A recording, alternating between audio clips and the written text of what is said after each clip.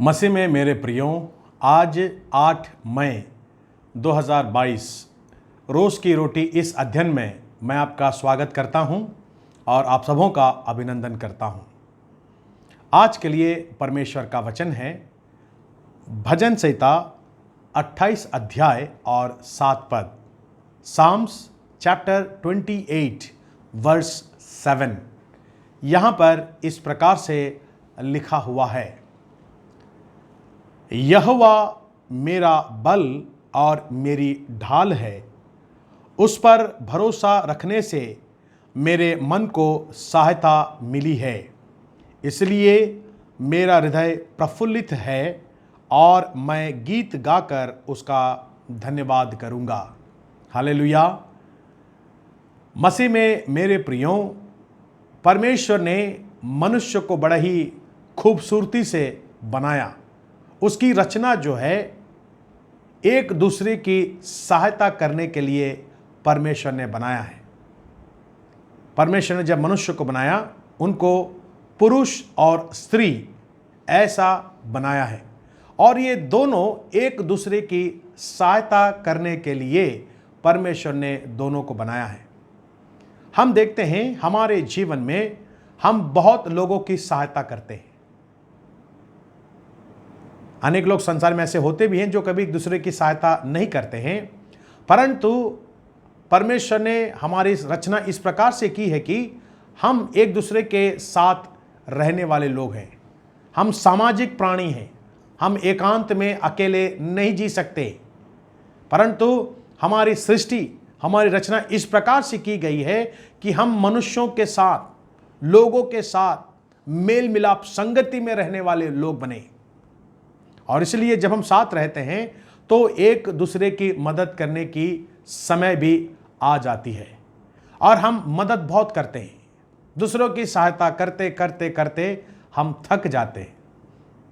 बच्चों की सहायता करने के लिए, जवानों की सहायता करते हुए, उनकी पढ़ाई में, उनकी नौकरी में, माता पिता की सहायता करने में, भाई बहनों की सहायता करने में हम जो हैं अपने जीवन को व्यस्त कर देते हैं। और बहुत बार ऐसा प्रश्न होता है, मैं सबकी सहायता करता हूं, मेरी सहायता कौन करेगा, मुझे कौन समझेगा, मुझे कौन संभालेगा। मैं आज आपको बताना चाहता हूं, परमेश्वर आपको जानता है, परमेश्वर आपको समझता है। आप कितने बेचैन हैं। आप दूसरों की मदद करते करते करते आज आप इस अवस्था में पहुंच गए कि आपको भी अभी मदद की आवश्यकता है, आपको भी आराम की आवश्यकता है।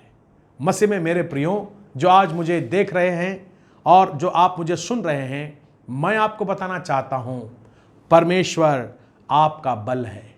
हालेलुया। परमेश्वर आपका बल है।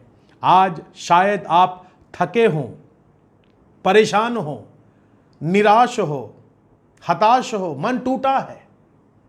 अनेक प्रश्नों का उत्तर शायद आपके जीवन में अब तक आपको नहीं मिला है, परंतु आज मैं आपको प्रोत्साहित करता हूं, आप परमेश्वर की ओर देखें, वो आपको शांति देगा। बाइबल में हमने आज वही पढ़ा है, यहोवा मेरा बल है, जब मैं थक जाऊंगा वो मुझे बल देगा, जब मैं कमजोर हो जाऊंगा वो मुझे सामर्थ्य देगा, जब मैं निराश हो जाऊंगा वो मुझे शांति देगा। तो इसलिए मसीह में मेरे प्रियों, आइए हम परमेश्वर के चरणों में नतमस्तक हो जाएं, अपना सारा बोझ उसके चरणों में रख दें, क्योंकि वो हमारा पिता है। वो हमें समझता है और हमें वो जानता है।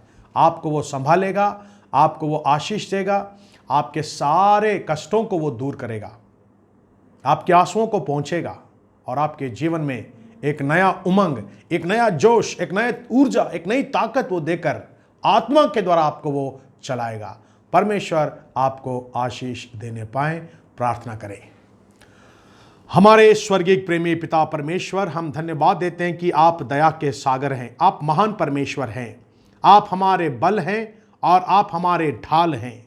हाँ परमेश्वर, अनेक बार हम अपने जीवन में थक जाते हैं और प्रभु जी बलहीन महसूस करते हैं, परंतु आज हमने वचन में सुन लिया, आप हमारे बल हैं और इतना ही नहीं, आप हमारे ढाल हैं, हमारे रक्षक हैं। शत्रु हमें निराश करता है, हमारे मन को तोड़ता है, हमारे नैतिकता को गिराना चाहता है, परंतु आप आज हमें अपनी आत्मा से भर दे प्रभु।